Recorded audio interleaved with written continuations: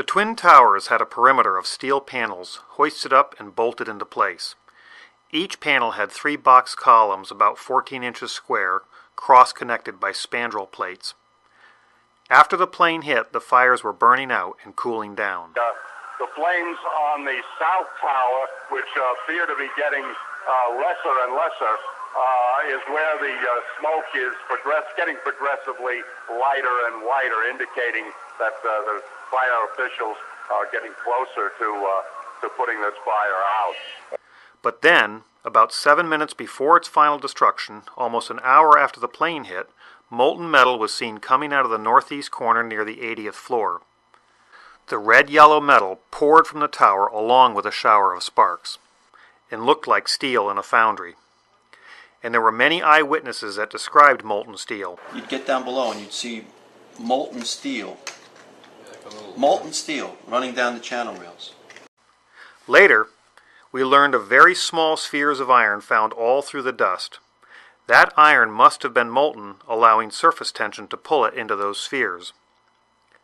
NASA took photos indicating very high temperatures days after the event, and Firewise professors were perplexed by melting of steel beams. And so we have direct video evidence, eyewitness accounts, forensic evidence, photographic evidence, intangible evidence, all corroborating temperatures high enough to melt steel. The media told us the intense fire, more than the impact, caused the towers to collapse. It melted the structural steel. But there's a problem. Office and open-air jet fuel fires cannot melt steel. The National Institute of Standards and Technology said that the maximum air temperatures was about 1,800 degrees or 1,000 degrees colder than what's needed to melt steel. So what can melt steel and explain all the evidence? Independent scientists began to piece that evidence together, and they suggested some type of thermitic material must have been used as part of the tower's demolition. Thermite is a mix of iron oxide and aluminum, and thermate is a mix of thermite, barium nitrate, and sulfur. But NIST ignored much of the evidence of molten iron or steel. They provided their own theory for that yellow metal pouring from the tower. NIST understood that molten aluminum is silver, not red-yellow. So NIST developed a theory to explain the color issue, stating, the molten metal was very likely mixed with large amount of hot, partially burned solid organic materials, such as furniture, carpet, partitions, and computers, which can display an orange glow much like the logs burning in a fireplace. But there's a problem. Office materials like furniture, carpet, partitions, and computers are less dense and won't mix. They'll float on molten aluminum, like this coin on liquid mercury, and then burn off at those temperatures. And steel at those temperatures won't melt and would sink, and therefore won't mix with the molten aluminum. NIST never conducted any experiments to confirm their theory, but others did. Dr. Stephen Jones proved the NIST molten aluminum and furniture mix theory wrong. Then, an independent peer-reviewed report was published which found explosive red-gray chips all through the dust and positively identified as nanothermite or superthermite. Unlike conventional thermite, this stuff is a very high-tech explosive and confirmed what the independent scientists had been saying all along. But NIST refused to test for explosives or its residue and ignored standards such as NFPA 921 guidelines. The corporate media attacked all the evidence of thermitic material found. Let's watch. If thermite melts through this steel column, the theory of a thermite-controlled demolition may have some validity. While the truthers insist that more explosive super thermite could have been used in the tower demolitions, testing conventional thermite can illuminate this physical process and answer a simple question. Can thermite of any type burn through steel beams?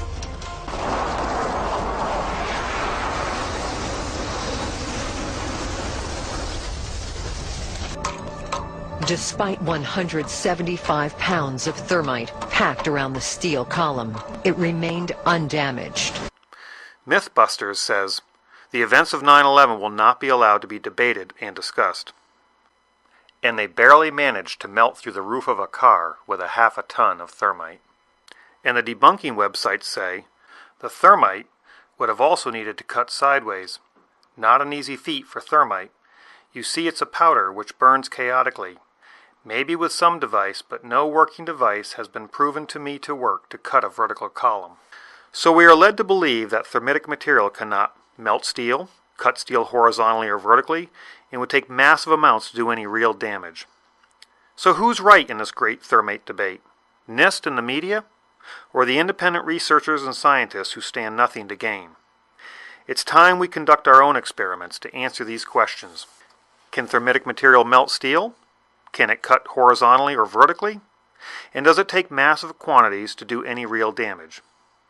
Many wide-flanged beams were also used in the construction of the towers, connected in a variety of ways. Could thermite cut or weaken such a connection?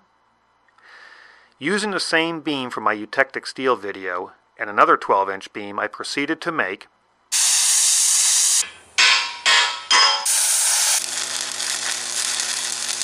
a double-angle welded connection, which I set up on some 8-inch concrete slabs. I could not obtain nanothermite, so I made small quantities of old-fashioned thermate, which is not considered an explosive, with ingredients that are legal and readily available. Thermate is difficult to ignite, and ordinary fuse is not hot enough. But a magnesium strip, which burns white hot, will ignite the thermate giving off heat and white smoke. NIST mentions bright white flames. Almost immediately, a bright spot appeared at the top of the window on the 80th floor. An unusual flame is visible within this fire. The upper photograph of a very bright white flame stands out. And let's listen to an eyewitness who was there. I was on the 81st floor. Tell me what you saw and heard.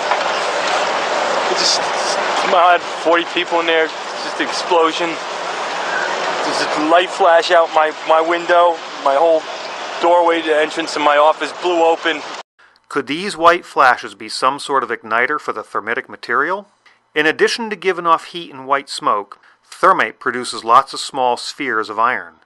These iron spheres are a natural byproduct of thermate and not from any steel. Just like those iron spheres found all through the dust. I'm an engineer who designs and builds things, and I'm certainly no explosive expert. My first problem was to find a container that could hold the thermate long enough to melt the steel while not melting itself. I didn't think that steel would work as a container, so I had to improvise using some normal roof tile that I cut in half. I then had to devise a way to hold it against the connection. I used strong magnets and a spring tooth from a hay rake to press 5 pounds of thermite on each side of the double angle connection. I lit the thermate. And it did absolutely nothing to the steel connection. Maybe thermate cannot melt steel, and maybe National Geographic was right. But the steel did not melt, meaning that perhaps a container could be made out of steel after all. Using an ordinary steel box tube, I had a slot milled along one edge. Welding the bottom and using clamps on the top to hold the powdered thermate in, I bolted it to a steel beam vertically. I called this device my thermitic box cutter. With only 1.5 pounds of thermate, or less than 1/100th of what the National Geographic experts used for their experiment.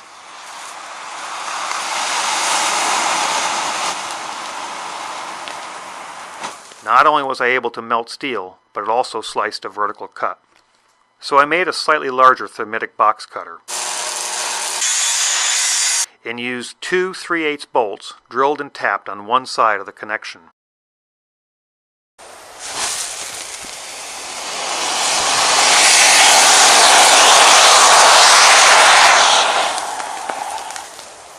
It only took a slight twist to break it completely off.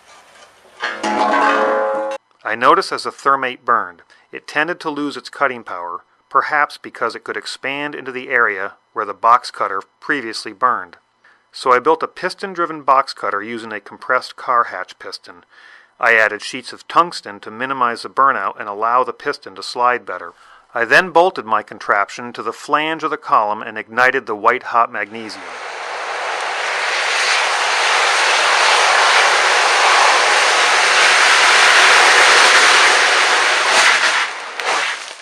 It appears that not only can thermate melt steel, but it can also cut vertical columns.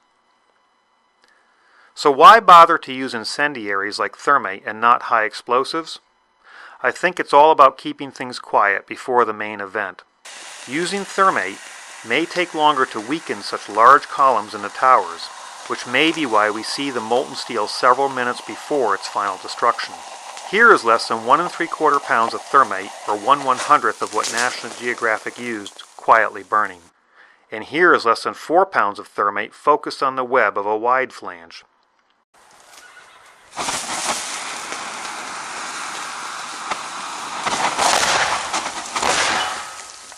Which can also be set up on a vertical column. The web was reduced in thickness with gaping holes, thinned to almost razor sharpness, with a Swiss cheese appearance. NIST rarely mentioned explosions except to say that they didn't exist. Instead, they used the politically correct terms pressure pulses and dust puffs. Repeated pressure pulses. The sources for the pressure pulses and or dust puffs are unknown. The series of pressure pulses. Perhaps we are seeing a pressure pulse in this video.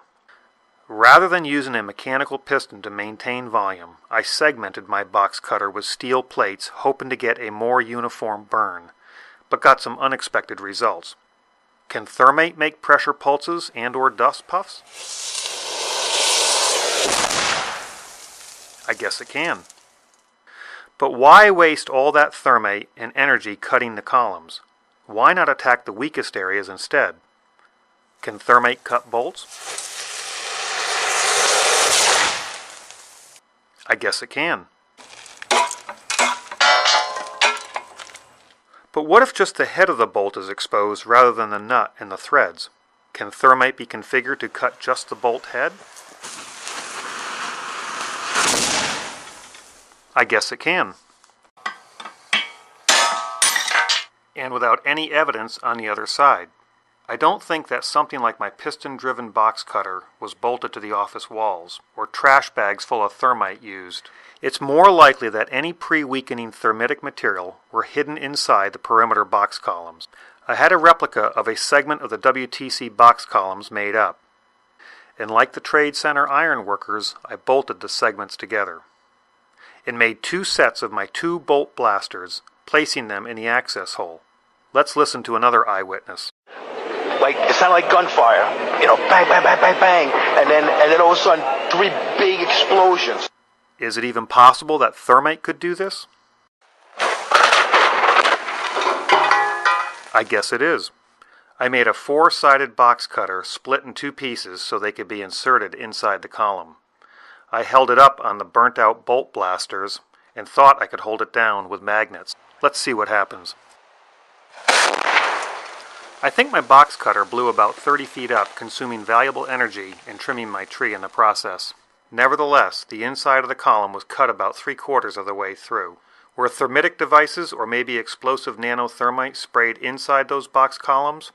I'm not sure, and I'm not sure why this handhold is so large, or why the side of this box column looks like it's blown outward, or why 3 columns have a more intense glow, followed by 6 columns that don't, followed by another 3 that do. But I have an idea.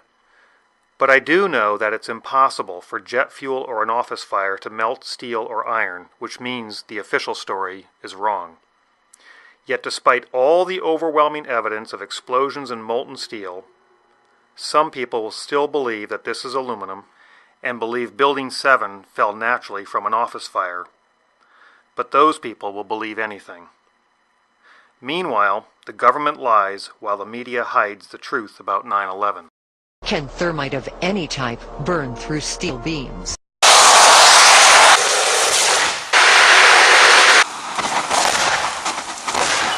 I guess it can. Isn't it time we use physical science rather than political science to investigate 9/11?